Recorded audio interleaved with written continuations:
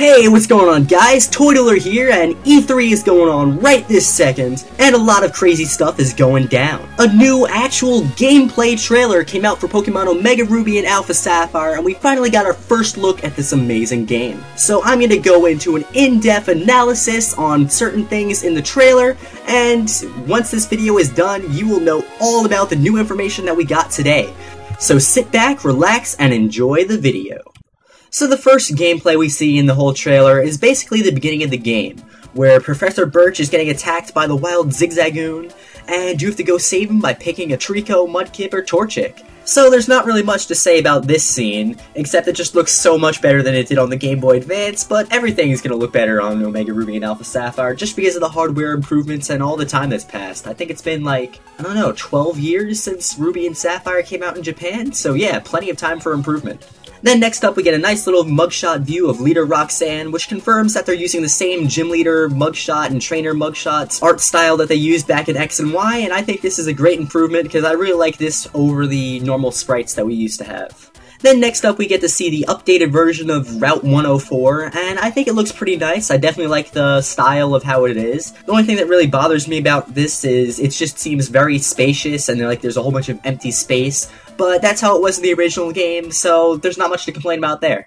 And then we get a nice little glimpse of Mr. Bronny's ship, with Pico, the adorable little Wingull, flying right next to it. This is going to be a cool little cutscene in the game, and I just think it looks awesome and it serves Mr. Bronny some good bowl of justice. Next up we get to see Fortree City, which looks absolutely incredible on the 3DS. I love the art here. The colors just go perfectly. I love the green. I love everything about this city. This just looks amazing. Very good job, Nintendo.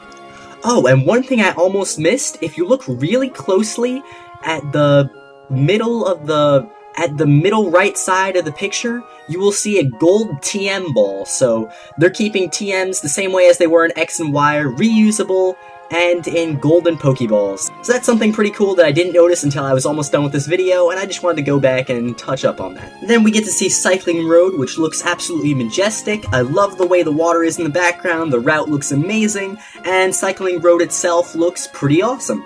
I hope they still keep the time trial race on there, because I loved back in the original Ruby and Sapphire just to run back and forth and try to beat my time and my friends' times and see who could get down the cycling road the fastest. So I hope they bring that feature back, because that was really fun. Then next up, I think this is Moss Deep City Gym. I'm not exactly sure, because this is a redesign, but from what I see from the picture, it looks pretty psychic-y, so yeah, I think it's Moss Deep City Gym. And look at me making up a word, psychic-y.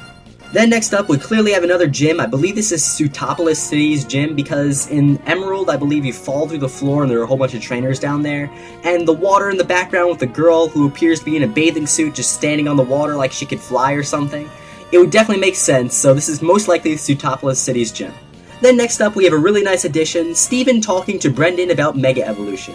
Now this makes perfect sense because in the originals, Steven was a stone collector. But I didn't really understand that, because why would you collect stones? But now it all makes sense, because he might have been collecting Mega Stones, and who knows, Nintendo might have planned out Mega Evolutions all the way back in Ruby and Sapphire, but then scrapped them and just left Steven as a freaky stone collector guy. I really like this because this shows that they're adding new stuff to the storyline, even though this is a remake, and Ruby and Sapphire could definitely use some help with the storyline, so I just think this is great. And next up we get to see Brendan and May running up to face Team Magma or Team Aqua, and the nice little screen split that they got going on there shows that Team Magma is going to be the villain only in Omega Ruby, and Team Aqua will be the villains in Alpha Sapphire. Also, we get to see the redesigns for the Team Magma and Team Aqua bosses, Archie and Maxie, and I don't know, I have mixed feelings on these. I kind of like the old designs better, but I'm sure they'll grow on me. And last but not least, we get to see Brendan and May using their Mega Bracelets, or whatever these things are going to be called, and Mega Evolving their starters. So all the Hoenn region starters now have Mega Evolutions, Blaziken's not the only one anymore, and we have super ripped and jacked up Swampert, and Sceptile, who turns into a Dragon type. But we can't forget about Primal, Groudon, and Kyogre, who also get nice new Mega Evolutions, except these guys are called Primal instead of Mega Evolutions. I'm guessing this indicates that they're like ancient or something. So that's pretty cool. We get nice new Mega Evolutions for all these old Pokemon, and it gives them a nice new fresh feel. And the trailer ends with a nice little release date of November 21st, 2014. So I hope you guys enjoyed my in-depth analysis of this Pokemon Omega Ruby and Alpha Sapphire E3 trailer. And if you did, remember to like, comment, and subscribe for more awesome Pokemon Omega Ruby and Alpha Sapphire videos like this. Alright guys, I'll be seeing you in my next video, so until then, have an amazing day.